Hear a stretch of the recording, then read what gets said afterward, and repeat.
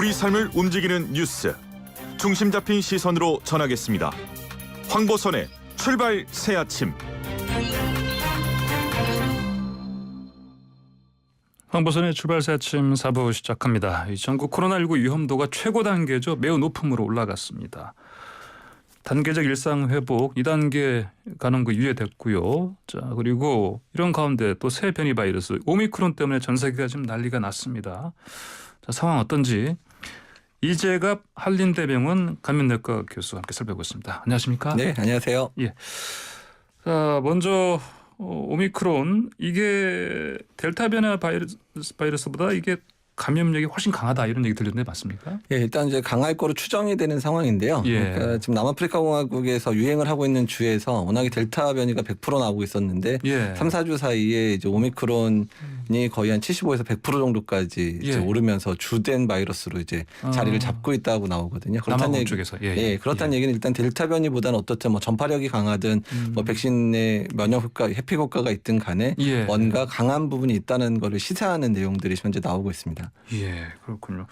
홍콩에서는 공기 감염 가능성까지 나왔던데요. 예, 일단 뭐 이제 격리되고 있었던 이제 두 사람의 이제 격리자 중에서 한 명이 이제 오미크론 감염자인데 옆방으로 전파가 됐다는 얘기인데 일단은 워낙에 이제 코로나19가 이제 밀폐된 공간 안에서는 공기 전파 양상을 띈다는 얘기는 있었기 때문에 더 특별한 내용들은 아닌데 다만 전파력이 강하니까 이런 일도 발생했겠구나 이제 이 정도로 좀 저희가 생각을 하고 있습니다. 예, 여러 나라도 빨리 지금 퍼지고 있죠. 예, 일단은 뭐 영국 같은 경우에는 뭐 여러 명 발생을 해서 지역사회 감염 의심 사례도 나온다 뭐 이런 얘기들도 있고 그래서 그러니까 남아프리카 전체 한 8개국에서 이미 확산이 된 상황인데 이제 거기서 이제 본국으로 돌아갔던 여러 사람들 중에서 계속 확인이 되고 있는 상황이라 다만 아직까지 이제 지역사회 감염 자체가 이제 일반화된 그러니까 남아프리카 쪽에 있는 국가들 외에 유럽이나 미국 국가 중에서 지역사회가 일반화된 국가는 아직은 없는데 일단 이제 그런 상황이 생기는 거는 시간 문제일 거라 생각을 하고 있습니다. 예.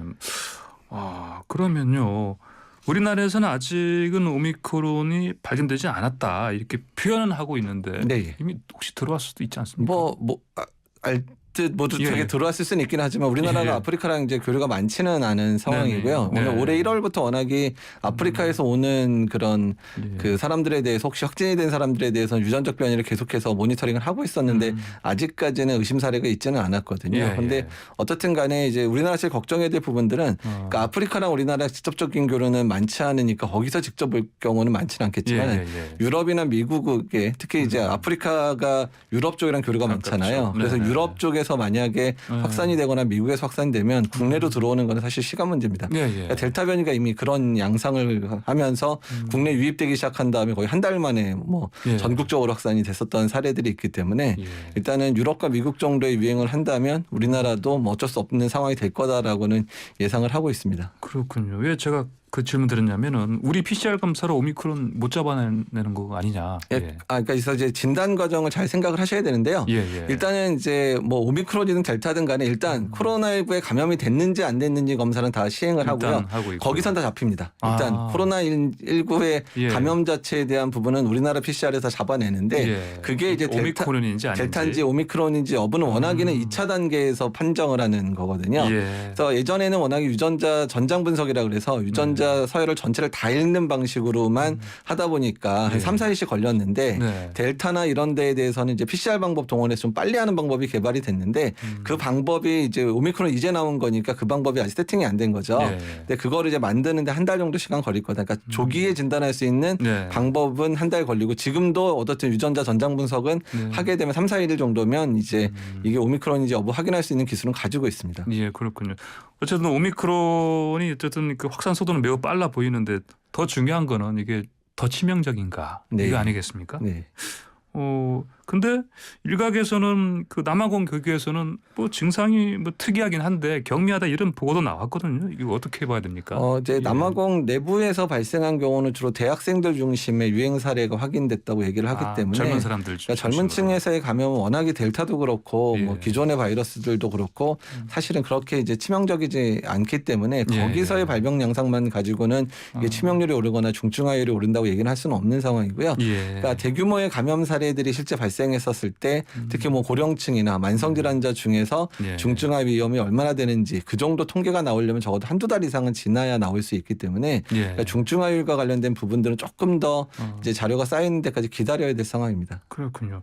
그리고요, 오미크론 변이가 기존 코로나 그 백신 또 치료제 이런 걸 무력화 할 수 있지 않느냐 이런 걱정이 있는데 예, 이건 또 역시 봐야 되겠죠? 예, 일단 봐야 되는데요. 그러니까 예, 일단 예. 유전자 분석된 데이터를 보게 되면 예. 이제 기존의 백신의 효과를 많이 떨어뜨렸던 이제 베타 변이라든지 감마 변이에서의 유전자 변이와 비슷한 양상이 예. 일단은 이제 오미크론에서도 발견되니까 유전자 분석상에서는 백신 효과를 떨어뜨릴 것 같다라고 나오고 있고 예. 현재 주로 감염된 특히 이제 그 남아프리카에 여행 갔다가 이제 귀국해서 네. 확인된 사람들 중에서 많은 사람들이 돌파 감염 사례들 백신 맞은 예. 돌파 감염 사례가 있으니까 백신 회피 가능성은 있는데요. 예. 일단은 이제 실험실 연구는 이미 시작이 됐습니다. 아마 1, 2주 내에 네네. 실험실 상에서 이제 중화항체 능력이 떨어지느냐 안 떨어지느냐에 대한 연구 결과는 나올 거고요. 그럼 이제 예. 백신 효과가 얼마나 감소할지에 대한 실험실적 자료는 쌓일 거고요. 예. 또한 이제 그 실제로 정말 지역사회 내 감염에서 돌파 감염이 늘어났는지는 이제 대규모 감염이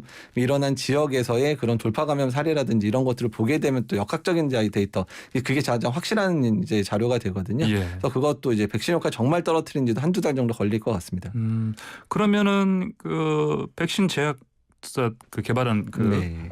화이자 모더나라든지 이쪽에서도 뭐 얼른 또 착수했다고는 하는데 오미크론 백신이요. 네. 이것도 근데 그래도 시간이 좀 걸리지 않겠습니까? 예, 일단 이제 기존 예전에 클래식한 플랫폼들의 백신들 같은 경우는 이런 식으로 변이 바이러스가 나오면 네. 그거를 개발하고 상용하는데 시간이 상당히 많이 걸렸습니다. 되게 예. 1년 이상은 걸렸는데 지금 주로 사용하고 있는 mRNA 백신이나 바이러스 백신은 유전자 자체를 통해서 예. 우리 몸에 투여하는 방식이니까 유전적 변이가 있는 부분에 대해서 그 백신의 내용물들을 조금만 업데이트를 하면 바로 상용화될 수 있는 그런 이제 후보 물질들을 바로 개발할 수 있거든요. 아, 예. 그래서 빠르면 100일에서 늦어도 6개월이면 이제 상용화된 백신이 나올 수도 있는 상황이라서 이거에서 상용화된 건 직접 저희가 예. 맞을 수 있는 상태까지 이제 된다는 것까지 6개월 이내도 가능할 수 있기 때문에 예. 어쨌든 그때까지 이게 정말 심각한 문제를 일으켜서 백신을 업데이트한 걸 맞아야 되는 상황이 된다 그러면 그때까지는 유행 상황을 최대한 이제 조절하면서 이제 버텨야 될 상황이 될 수도 있습니다. 예. 각국에서 대응하는 걸 보면 옆 나라 일본 같은 경우는 아예 닫아 걸어버렸네요. 네, 신규 예. 입국을. 네. 우리는 근데 아직까지는 8개국만 입국 금지한다 그러는데 이거 금지 조치를 좀 더 확대해야 될 필요 없겠습니까? 그러니까 이제 국가마다의 이제 대응 방법은 다를 것 같습니다. 예. 일단은 이제 현재 우리나라의 대응 전략은 일단 지역 사회 내 유행이 시작된 국가들에 대해서는 뭐 입국 금지든 뭐 예, 비행기가 예. 못 뜨게 한다든 또는 이제 내국인 같은 경우는 이제 시설 격리 열을 통해서 예. 예방을 하겠다는 이제 상황인데요. 일단은 예. 전 세계적인 확산 여부에 따라서 뭐 국가를 확대하는 전략으로 우리나라는 갈 것 같고 예. 현 상황에서는 뭐 전 세계를 막거나 그래야 될 이유는 저는 뭐 없어 보입니다. 알겠습니다. 자, 요즘 또 급속도로 신규 확진자 올라가고 있는 국내 코로나 상황 좀 보시죠. 네. 매우 높음. 5단계 위험도 평가 도입한 지 일주일 만에 최고 단계로 올라간 건데 네. 이 정도면은 정부 방역 당국에서 예상한 속도보다 훨씬 빠른 거 아닌가요? 그렇죠. 그러니까 이제 정부도 워낙에는 예. 단계적 시상을 해보게 되면 확진자 범위 당연히 늘어날 거라고 예상을 했었는데 그거에 예. 비해서 그 확진자 숫자가 늘어나는 거에 비해서 중증 환자의 증가 속도가 훨씬 빠르게 나타냈던 부분들이 예. 지금의 이제 위기 상황을 만든 이제 주된 원인이기는 합니다. 그 예. 이유 중에 하나가 일단 이제 뭐 미접종자 중에서의 그런 확진자가 늘어난 부분들은 예상을 했었던 부분이기는 한데 예. 이제 접종자 중에서도 일부가 많은 숫자는 아닙니다. 미접종자에 비해서는 일부가 백신 효과 감소로 인해서 중증이 되면서 이게 엎친 데 덮친 격의 상황들이 됐거든요. 예. 그래서 지금 수도권 같은 경우에는 중환자실 점유율이 거의 85, 86% 이렇게 되다 예. 보니까 거의 쓸 수 있는 중환자실이 거의 없다라고 생각하시면 되는 상황까지 이르렀기 때문에 상황은 상당히 좀 암울한 상황이라 보시면 될 것 같습니다. 그렇군요. 그런데 사실 뭐 이전에 옛날에 비해서 뭐 1,000명 넘고 2,000명 넘고 3,000명 넘고 4,000명 넘고 근데 심지어 5,000명 넘을 거라는 그런 예측도 있던데요. 그러니까 지금 만약에 유행 상황을 조절할 수 있는 대책이 강구되지 않으면 아무것도 지금 발표된 게 없잖아요. 그러니까 만약에 시민들이 자발적으로 그냥 너무 위험하니까 우리 좀 덜 몰고 이동하지 말자라고 결정하지 않는 이상에서는 정부 차원에서의 그런 부분을 조정하는 게 아무것도 어제 발표가 안 됐기 때문에 만약에 지난주에 유행 상황이 지금까지 이어진다면 뭐 이번 주 안에도 뭐 5천 명이 넘을 수도 있는 그런 상황에서 언제든 생길 수 있는 상황이라서 상당히 좀 우려가 됩니다. 그렇군요. 말씀하신 것처럼 정부가 어제 오후 늦게 일상회복 2단계 가는 거 일단 유예를 시켰고 특별 방역 대책을 발표했는데 하시는 안에 내용은 뭐 별다른 게 없잖아요. 그 내용이 많았는데 주로 이제 의료 대응 체계를 확충하겠다는 얘기. 그냥 판단볼 수 있는 능력을 늘려서 일단은 확진자 늘고 중증 환자 늘려도 한번 감당해 보겠다라고 얘기를 하는데 현장에 있는 의료진 입장에서는 이미 포화가 된 상황이라 그것만으로 되겠냐 또 그것도 어차피 시간이 걸리잖아요. 시차가 있으니까 적어도 병상 확보되고 뭐 재택치료 확충하고 뭐 선제적으로 뭐 항치료제 쓰고 이런 전략들이 자리를 잡으려면 적어도 2, 3주 한 3, 4주 걸리거든요. 그러니까 부스터샷의 효과 나타나는데도 한 3, 4주 걸릴 거니까 그럼 3, 4주는 어떻게 버틸 건데 이제 이 부분이 가장 큰 문제인 거죠. 그러니까 이 3, 4주 안에 말씀하신 것처럼 당장 이번 주에도 5천 명 이상으로 신규 확진자가 늘어날 수도 있고 그럼 더 훨씬 중요한 거는 이 중증 환자들을 감당할 그런 병상도 없고 특히 또 의료 인력이 또 몇 배로 든다고 하는데 일반 환자보다 걱정스럽습니다. 자 그러면은 이재갑 교수께서는 그 정부의 일상회복 지원위원회 위원 중 한 명이신데요. 그러면 그 회의 열렸을 때 그 또 위원분들 간에 또 여러 다른 많은 의견들이 나왔다고 들었어요.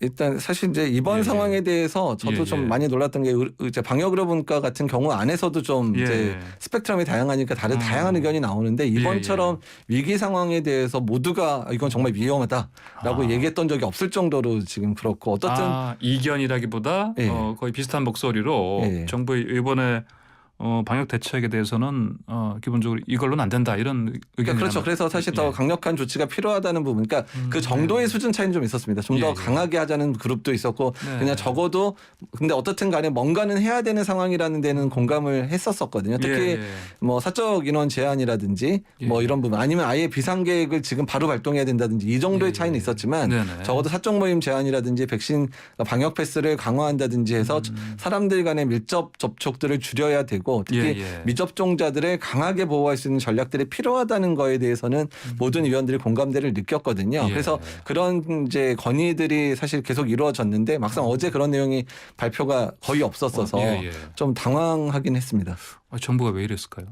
그러니까 그만큼이나 이제 경제적인 부분에 대한 피해들 특히 소상공인 자영업자들 이제 뭐 한 3, 4주 돼서 조금 매출 올라가는 상황인데 다시 거기에 찬물을 끼얹는 거에 대해서 상당히 정치적인 부담을 느낀 것 같기는 한데 근데 유행 상황이 악화돼서 사람들이 소비 심리가 굳어버리면 어차피 소상공인이나 자영업자들의 소비 이제 매출 늘어나는 것도 다시 떨어지게 될 수밖에 없으니까 이 균형점들을 제대로 잡아서 확실하게 유행 상황도 잡으면서 만약에 거기서 피해가 유발되는 소상공인 자영업자에 대해서는 확실하게 손실보상들을 하면서 대처를 해야 되거든요. 그런데 이 양쪽 모두 어떻게 할 수 있는 상황들이 좀 안 되다 보니까 정부가 어쩔 수 없는 이상한 약간 이렇게 고육지책을 발표한 게 아닌가 생각이 사실 듭니다.